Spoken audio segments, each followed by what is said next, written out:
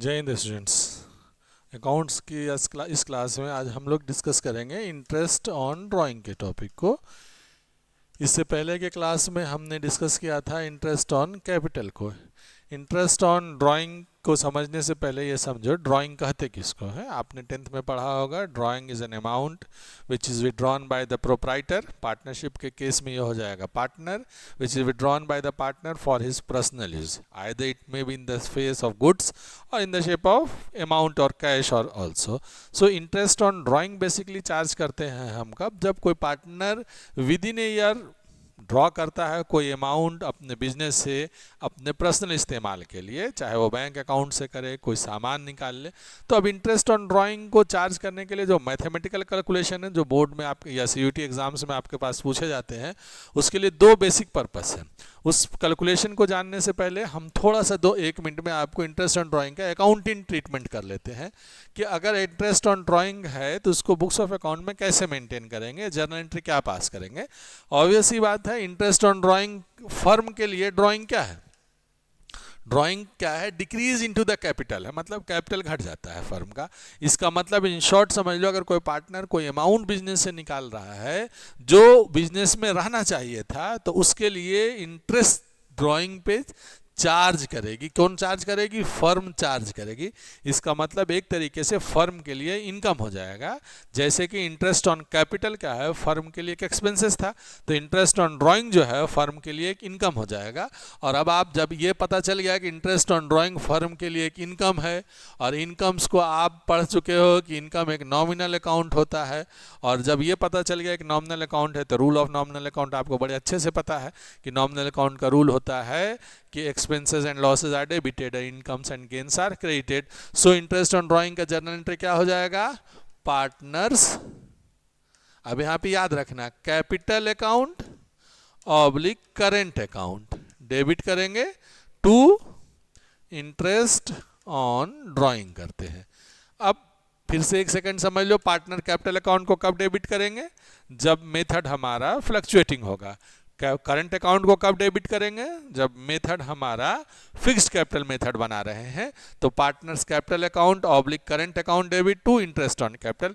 और दूसरी एंट्री इसको पीएल अप्रोप्रिएशन में हम ट्रांसफर कर देंगे। पीएल अप्रोप्रिएशन में ट्रांसफर करने के लिए क्या करेंगे?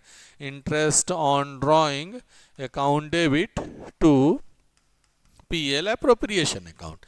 ये एक जर्नल एंट्री समझ लो अकाउंटिंग ट्रीटमेंट के। सीयूटी में जर्नल एंट्रीज बेसिकली नहीं के बराबर आता है, फिर भी अगर कभी पूछ दिया कि पीएल अकाउंट पे, पीएल अप्रोप्रिएशन अकाउंट पे क्या इंपैक्ट पड़ेगा, तो आप ये ध्यान रखो पीएल अप्रोप्रिएशन अकाउंट के क्रेडिट साइड में चला जाता है ये। अब जो बेसिक टॉपिक है हमारे पास वो है कि इंटरेस्ट ऑन ड्राइंग को कैलकुलेट कैसे करें। फॉर दैट पर्पस आपको ये ध्यान रखना होगा कि इंटरेस्ट ऑन ड्राइंग को कैलकुलेट करने के लिए इंटरेस्ट ऑन ड्राइंग के विड्रॉल को दो तरह से हम देखते हैं, और वो दो तरीके होते हैं आपके पास कि अगर विड्रॉ जो है हमेशा एक स्पेसिफिक पीरियड पे निकाला जा रहा हो। स्पेसिफिक पीरियड पे मतलब एक टाइम गैप जो है वो इक्वल है। पहला कंडीशन तो यह है इक्वल टाइम गैप पे निकाला जा रहा हो, और दूसरा आपके पास ये कंडीशन 1, और दूसरा अमाउंट ऑफ ड्राइंग जो है, अमाउंट ऑफ ड्राइंग वो इक्वल हो, बराबर हो। तो एक तो मेथडोलॉजी, एक मेथड हम इस पे अप्लाई करेंगे। एक है अनइवन ड्राइंग है। अनइवन ड्राइंग मतलब पार्टनर को जब जैसी ज़रूरत पड़ी वैसे वो विड्रॉ कर ले रहा है। तो इन दो तरीकों पे ट्रीटमेंट करने का, अकाउंटिंग जर्नल एंट्री करने का तरीका तो दोनों सेम है, लेकिन अमाउंट कैलकुलेट करने में डिफरेंस आ जाता है। तो पहले हम अनइवन ड्राइंग के पार्ट को देखेंगे। अनइवन ड्राइंग का मतलब क्या है कि मान के चलो कोई पार्टनर है जो 3,000 रुपये, 3,000 रुपीज़, 4,000, कभी 6,000, कभी 10,000, ये ऐसे विड्रॉ कर रहा है। मतलब अमाउंट क्या है? अनइवन है। और डेट ऑफ ड्राइंग मतलब time gap between the drawing वो भी अनइवन। फॉर एग्जांपल इसने 1 मई को ड्रॉ कर लिया है, और उसके बाद ये 30 सितंबर को ड्रॉ कर ले रहा है, फिर 30 अक्टूबर को भी ड्रॉ कर ले रहा है, और फिर 1 मार्च को ड्रॉ कर ले रहा है, नेक्स्ट ईयर के फर्स्ट मार्च को। यहाँ पे देखो टाइम गैप भी अलग अलग है। फर्स्ट 1 महीने के बाद ड्रॉ कर लिया, अप्रैल से साल स्टार्ट हुआ था, मई में ड्रॉ किया, मई के बाद मई जून जुलाई अगस्त तक, सितंबर में जाके फिर एंड में ड्रॉ किया है, मतलब उसके बाद फिर अक्टूबर में ड्रॉ कर लिया है, फिर जाके मार्च में ड्रॉ कर, मतलब टाइम गैप अलग अलग है। तो अगर टाइम गैप अलग अलग है, अमाउंट भी अलग है, या इन दोनों में से कोई भी अलग हो, मतलब टाइम सिंपल हो, अमाउंट अलग अलग हो, तभी हम इसी मेथड को अपनाते हैं जिसको हम कहते हैं पीरियड मेथड, या कह सकते हो यहाँ पे पीरियोडिकल मेथड भी कह सकते हैं, और या कहीं कहीं पे बुक में तुमको प्रोडक्ट मेथड भी रहेगा दिया हुआ। तो प्रोडक्ट मेथड कैसे करेंगे, आपको एक कॉलम और कैलकुलेट करने के लिए अपने ये वर्किंग में बना लीजिएगा। वर्किंग में बना क्या है कि ईयर कब से स्टार्ट हो रहा है, 1/4 से, एंड कब होगा 31 3 को, जो भी यहाँ लिखा होगा। तो आपको देखना है कि ये ड्राइंग जो फर्स्ट ड्राइंग है वो कितने महीने यूटिलाइज हुआ। तो ये नेक्स्ट कॉलम है यूटिलाइज्ड इन का, अब याद रखोगे, utilised for how many months, कितने महीने तक ये यूटिलाइज किया गया। अब आप जनवरी फरवरी आपको याद होगा, मई के फर्स्ट से विड्रॉ किया है, तो मतलब सिर्फ 1 महीने का, अप्रैल में उसने इस्तेमाल नहीं किया है, तो ये ड्राइंग उसने 11 महीने इस्तेमाल किया। उसके बाद 30 सितंबर को है, तो सितंबर में तो विड्रॉइंग का अमाउंट यूटिलाइज नहीं हुआ, तो अक्टूबर नवंबर दिसंबर जनवरी फरवरी और मार्च, कितने महीने, 6 महीने। अक्टूबर में विड्रॉ किया एंड में, तो नवंबर दिसंबर जनवरी फरवरी और मार्च, 5 मंथ्स एंड 1, इसमें 1 मंथ्स का विड्रॉइंग है। फर्स्ट मार्च को निकाला तो सिर्फ 1 महीने का उसने विड्रॉल के अमाउंट को, ड्रॉइंग को यूटिलाइज किया। तो ये ध्यान रखना है कि इस डेट से, from the date of draw, ये है डेट और ड्राइंग से एंड ऑफ द ईयर में कितने दिन का गैप है, तो कितने महीने का गैप है, वो मंथ हम यहाँ निकाल देते हैं।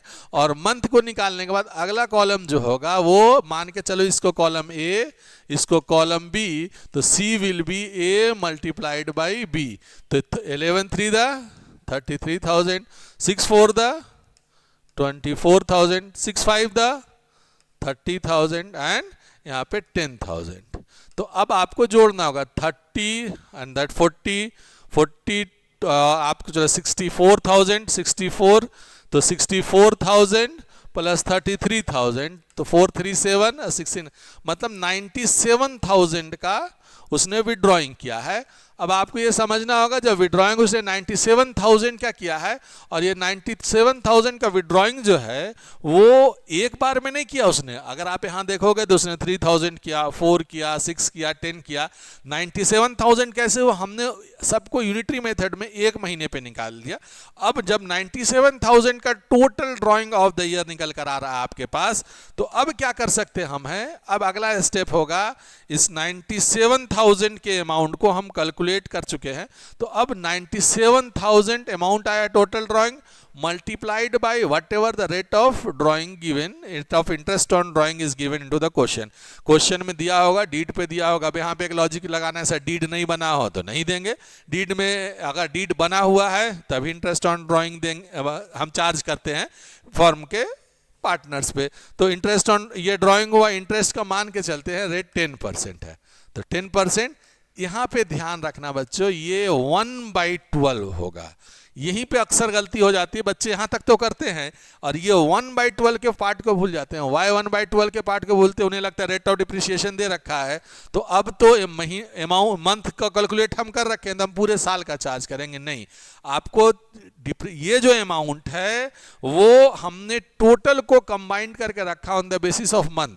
सो product of the whole year के बाद रेट, और रेट के बाद आपको 1/12, इसके बाद जो फिगर आएगा वही हो जाएगा इंटरेस्ट ऑन ड्राइंग। आप कैलकुलेटर पे कैलकुलेट कर सकते हो, 97,000 इंटू 10/100 मल्टीप्लाइड बाय 1, ये हर जगह सेम रहेगा 1/12। इस मेथड का ये बेसिक कंडीशन है कि हम 1 महीने का ड्राइंग पे इंटरेस्ट चार्ज करेंगे। क्यों? क्योंकि हमने लगभग हर महीने जो ड्राइंग है उसको मंथ के बेसिस से कैलकुलेट करके प्रोडक्ट निकाल लिया है।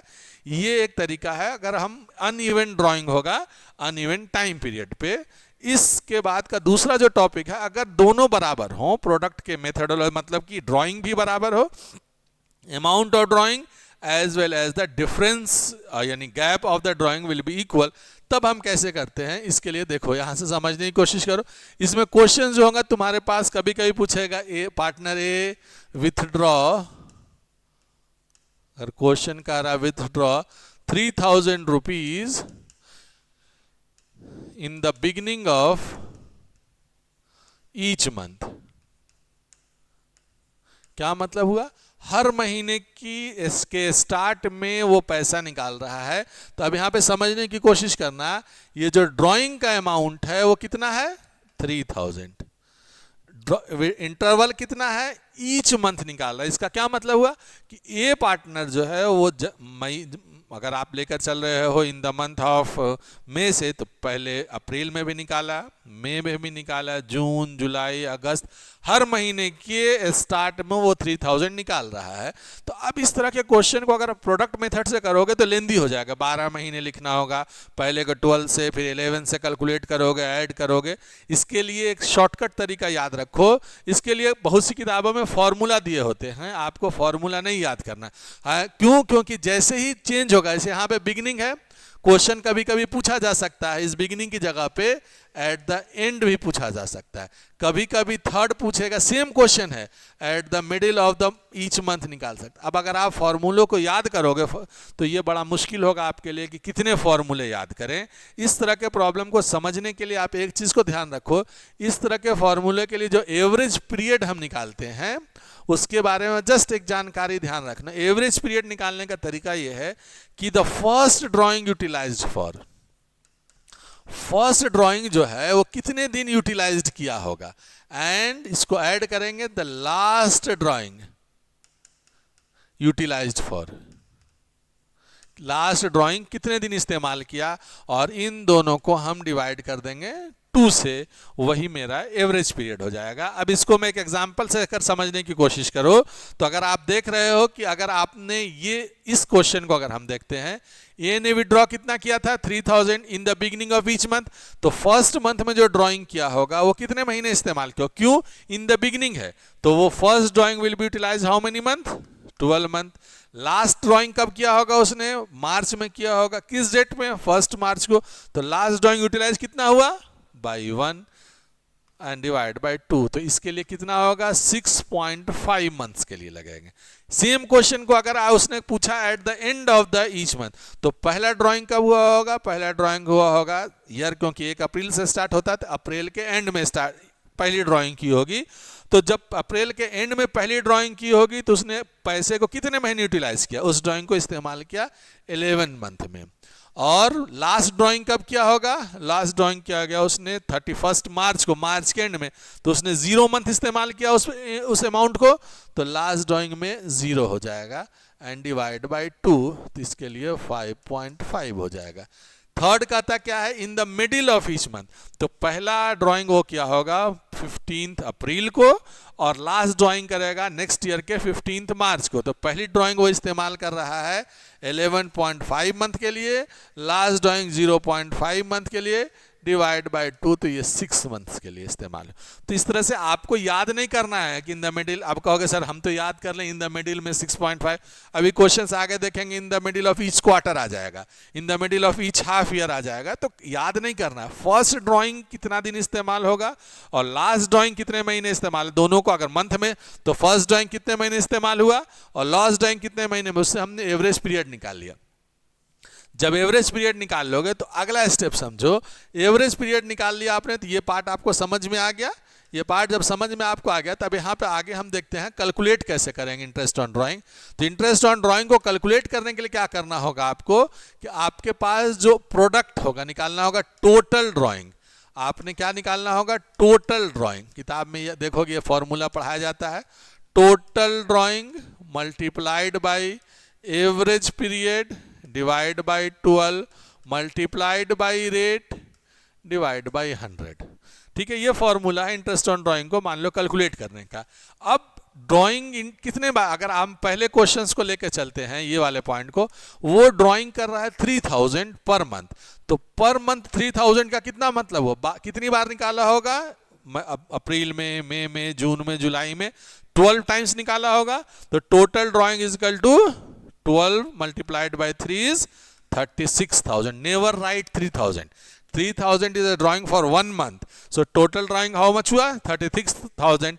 And average period हमने क्या निकाला था यहाँ पे? Average period देखो ये था 6.5. तो यहाँ पे 6.5 हो जाएगा. डिवाइड बाई 12 मल्टी रेट हम लेकर चलते हैं, मान लो 10% फॉर एग्जाम्पल. ये जो आंसर आएगा वो आंसर आ जाएगा आपके पास एट द बिगनिंग के लिए. बी के लिए क्या करेंगे? एंड के लिए करेंगे सेम हम 36,000 मल्टीप्लाइड बाई अबर अमाउंट. एवरेज पीरियड क्या है? 5.5 divide by 12 multiplied by 10/100. Third क्या है? Middle of the each month है. अमाउंट अभी भी क्योंकि 12 ही बार निकाल रहा है. हर केस में क्या है? 12 ड्राइंग हुए हैं मार्च से अप्रैल से लेकर मार्च तक. हर महीने निकाला, कभी स्टार्ट में निकाला है, कभी मिडिल में और कभी एंड में. लेकिन ड्राइंग कितना है? 36,000. तो total drawing 36,000 multiplied by our यहाँ पे 6/12 मल्टीप्लाइड बाई रेट है 10/100. ये जो भी अमाउंट होगा आपको यहाँ पे कैलकुलेट करने के बाद वो इंटरेस्ट ऑन ड्राइंग हो जाएगा. तो ये समझने की कोशिश कीजिए कि इंटरेस्ट ऑन ड्राइंग को कैलकुलेट करने के लिए दो चीजें हैं जो गलती होती हैं स्टूडेंट्स एग्जाम में. वो ये है कि वो ये टोटल ड्राइंग भूल जाते हैं. तो इसलिए आप इस चीज को एकदम ध्यान से रखिएगा कि आपके पास जो टोटल ड्राइंग होगा ये कैलकुलेट कैसे होगा. टोटल ड्राइंग को कैलकुलेट करने का समझ लो, amount of drawing multiplied by number of drawings. कितना निकाला या अमाउंट ऑफ ईच ड्राइंग कर सकते हो. हर बार कितना पैसा निकाला और टोटल कितनी बार निकाला है. हमारे केस में अमाउंट कितना है? 3,000. कितनी बार निकाला है? 12 बार. तो ये कितना हो गया? 36,000. और ये यहाँ पे देखोगे हमने 36,000 लिखा है. तो इस तरह से इंटरेस्ट ऑन ड्राइंग कैलकुलेट करने के लिए आपके पास दिया जा सकता है.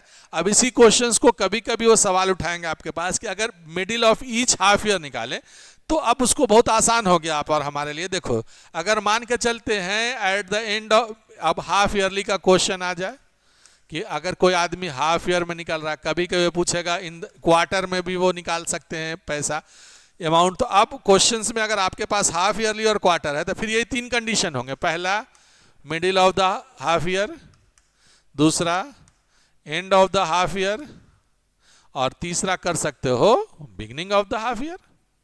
यहाँ पे भी पहला वही हो सकता है beginning of the half year, second हो सकता है middle of the half year, and third हो सकता है आपके पास end of the half year.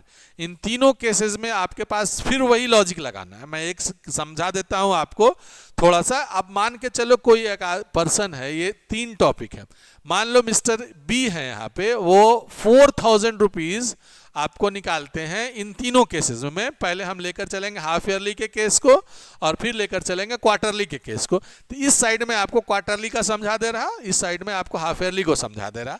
तो अब आपको समझो कि अगर किसी आदमी ने middle of the half year में निकाला होगा, इसका मतलब हाफ ईयर का मतलब कितना? 6 month. Middle of the half year का मतलब 3 मंथ्स हुआ आपके पास.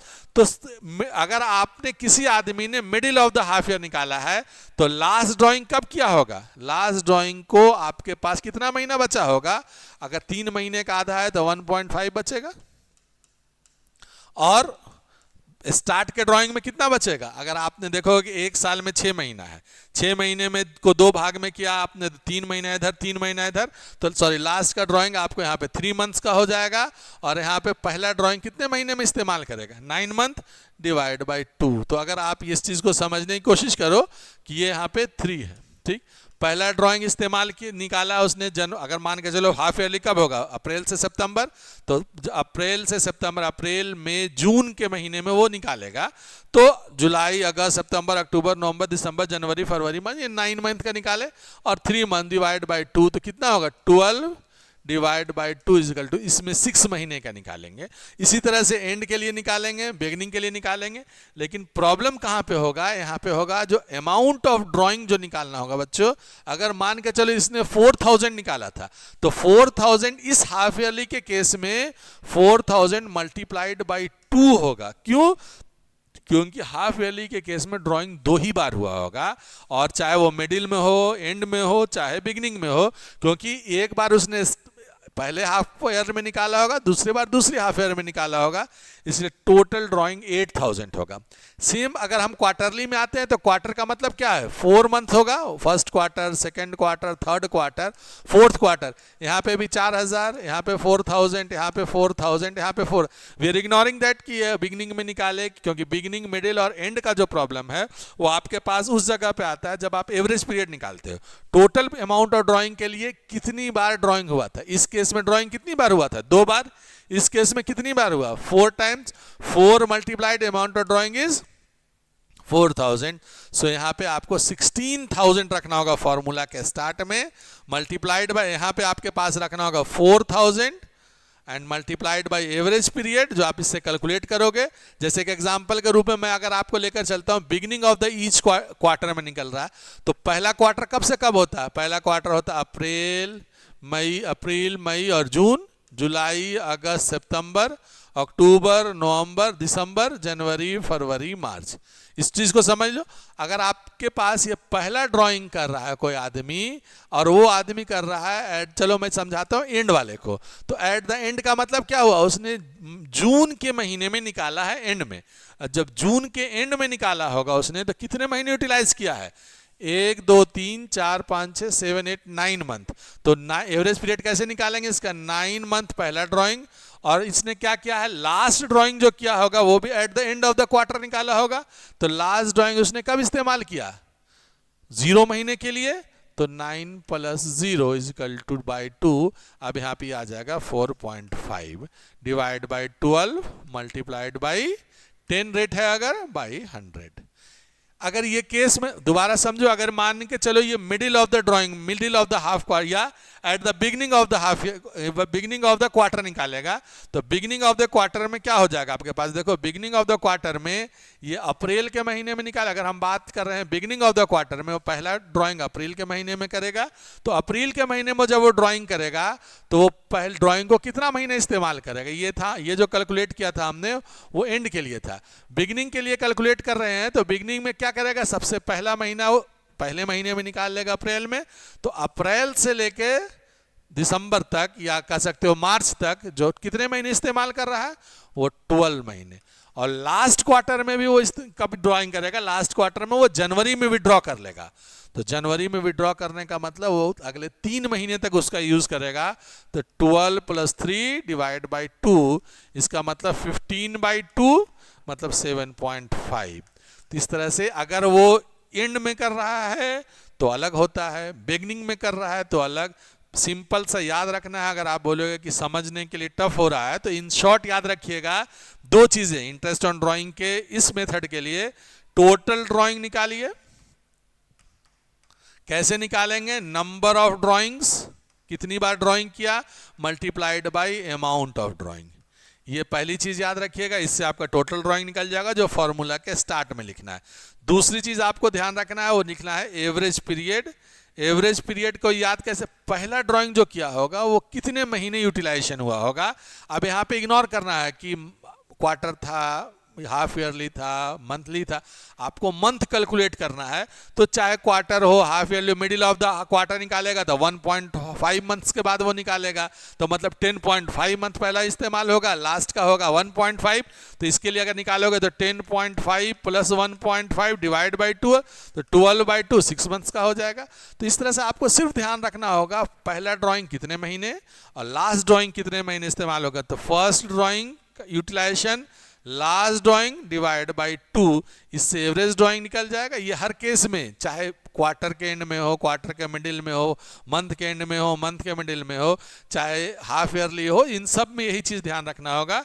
और उसके बाद आपको ये एवरेज पीरियड आ गया, रेट डिवाइड बाई 100 करके आप इसको इंटरेस्ट ऑन ड्राइंग कैलकुलेट कर सकते हैं।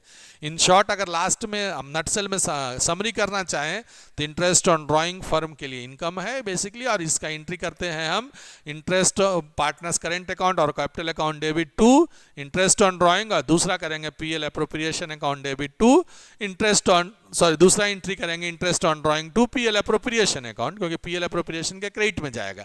और फिर कैलकुलेट करने में दो मेथड है, प्रोडक्ट मेथड से करते हैं या टाइम बेसिस मेथड पे कर रहे हैं। इसमें हमें दो चीज़, प्रोडक्ट मेथड में हमें क्या होगा, जितने वक्त हमने निकाला है मल्टीप्लाइड कर देंगे उसको, जितने अमाउंट से निकाला है टोटल का प्रोडक्ट निकालेंगे, प्रोडक्ट में एक मंथ का इंटरेस्ट ऑन ड्राइंग कैलकुलेट कर देंगे उस रेट से। इस केस में क्या करेंगे, जब हर जगह पे मतलब कि amount of drawing as well as the duration of drawing even होगा, बराबर होगा, तो आपको क्या करेंगे, हम इस जगह पे हम इस तरह से फॉर्मूला लगाते हैं, total drawing multiplied by average rate divide by 12 multiplied by rate divide by 100। Total drawing कैसे कैलकुलेट करते हैं, number of drawing multiplied by amount of drawing. Average period कैसे करेंगे, फर्स्ट ड्राइंग कितने महीने इस्तेमाल हुआ, लास्ट ड्राइंग कितने महीने इस्तेमाल हुआ, डिवाइड बाय 2 से करते हैं, और इस तरह से इंटरेस्ट ऑन ड्राइंग को कैलकुलेट करते हैं। Hope you understand. Thanks a lot.